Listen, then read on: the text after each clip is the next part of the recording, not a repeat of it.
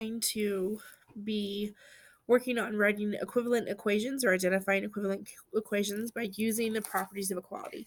And the properties of equality are going to be different than the properties of numbers. The properties of equality are looking at the operations and seeing that both sides of an equation are balanced. So there's 4 properties of equality. The first property of equality is going to be addition. The second property of equality is going to be subtraction. The third property of equality is going to be multiplication. And then the fourth property of equality is going to be division. And what the properties of equalities state is that both sides of an equation need to remain equal or balanced by adding, subtracting, multiplying, or dividing the same number from each side. So let's take a look at an example of a property of addition. So if I have 5 added to 3 is equal to 8, in order for it to remain balanced, if I'm using the property of addition, I need to add the same value to both sides. So if I add 2 to both sides, I've kept my equation balanced. Because I added 2 to both sides, it is the addition property of equality. Okay, if I take a look at a subtraction problem is going to have, so if I have 5 added to 3, so I'm going to continue to look at 5 added to 3 equals 8. In order for it to be a subtraction property of equality, I would need to subtract the same value from both sides. So I would actually rewrite this equation. I would actually rewrite this side of the equation to where it was 5 added to 3, and I'll just put those in parentheses just to note that that's my original equation. Subtract 2 is equal to 8. Subtract 2. Again, notice I subtracted the same value from both sides. So this is my subtraction property of equality. Okay? If I again do the same thing. So if I look at 5 added to 3 equals 8, if I multiply both sides by the same value, so if I multiply both sides by the same value, this is an example of the multiplication property of equality. I'm doing the same operation with the same value to both sides. By doing that, I keep my equation balanced. Okay? If I take a look at my last property of equality is division. And the division property of equality says that if I divide the same by the same value on both sides, then my equation is going to stay balanced. So here I have 5 added to 3 divided by 2 equals 8 divided by 2. Because I divided both sides by 2, because I divided here by 2 and I divided here by 2, I have use the division property of equality to keep 5 added to 3 equals 8 to keep this equation balanced. Okay, so I can use this property of equalities to determine whether or not the problems are balanced. So if you go to your guided practice on page 91, let's take a look at some of these and let's see if they are balanced. So if I have y subtract 12 equals 30, what I want to know is if I do y subtract 12 added to 12, is that going to be equal to 30 added to 12? Y subtract 12 added to 12 and 30 added to 12, do I have a property of equality? Because I added both sides by 12, I do have a property of equality. I use the addition property of equality. Okay? If I take a look at this, where I have 4y equals 20, what I want to know is if I do 4y divided by 4, is that equal to 20 divided by 5? Well, let's take a look. I use division on both of these. So I can say, yep, absolutely, they are using the division property of equality, except that they're not. Because I divided this side by 4 and this side by 5, this is not a balanced equation. In order for an equation to stay balanced when I use a property of equality, I have to add, subtract, multiply, or divide by the same value. Okay, so if we take a look at, I'm going to go into the guided practice piece now. If you take a look at number 1, it says a pan balance shows that 7 added to 5 is equal to 12. It says if 4 units are moved from one side, what amount is needed to the other side?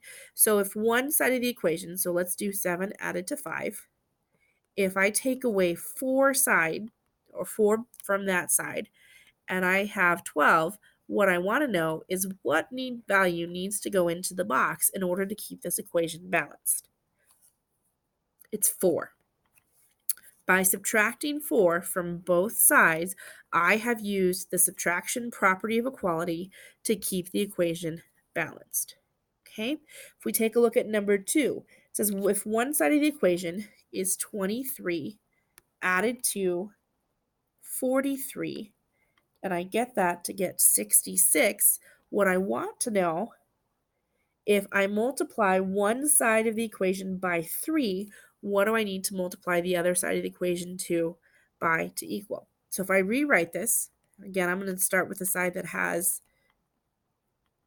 the addition problem, and I multiply that by 3, I have to multiply 66 by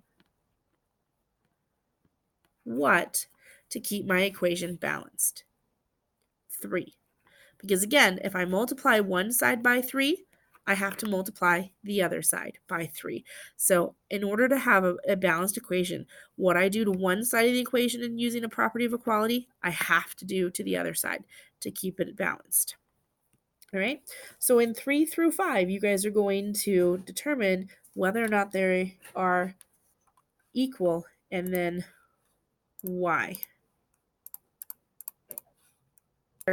3, we're explaining. So now this is looking at why. So it's pulling in those details and showing why it is or not. So if I have 23 added to 37 equals 60, what I want to know is if I do 23 added to 37 and now I add 9, is that going to be equal to 60 added to 9? Well, the first thing I need to do is I need to check the operation. So the operation that I have, I'm going to go ahead and change my fancy color. The operation that I have is addition. So I have addition. So I'm using the addition property of equality. So far, it looks good. I've added on both sides. Now I need to make sure that the value is correct. So I'm going to take and look and see, did I add the same value to both sides? Well, yep, I added 9 to both sides. So because I added 9 to both sides, it is yes. It is equivalent. Here's why. Yes, because the same amount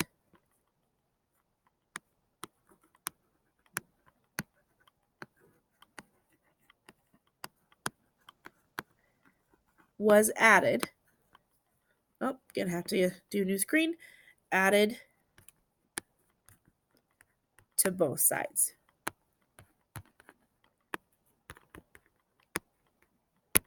Okay, and then if I take a look at number 4, so I have, if 7m equals 63, does 7m subtract 9 equal 63 subtract 9? So again, it doesn't matter what the value of 7m is. I'm looking at whether or not I have a property of equality. So the first thing I look at, again, is my operation. So I'm going to go ahead and I'm going to circle the operation and the value.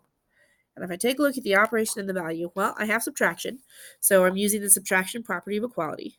And then I look at my values, and my value is 9. So the answer is yes. Because the same amount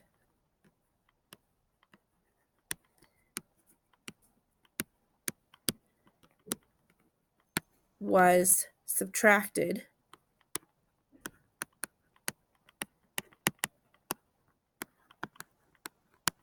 from both sides.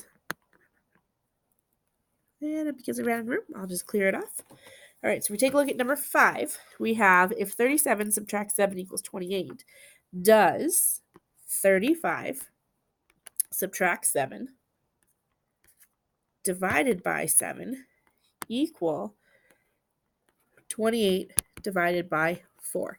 So we're seeing if I have an equivalent equation to my original equation. So I first, again, I go and I identify the operation being used. I look there. So I'm using division. So I'm using the division property of equality. And now I need to see if the value is the same. So here I have a 7. Here I have a 4. So because I divided this side by 7 and this side by 4, they are not equivalent. So my answer would be no, because one side was divided by 7 and the other side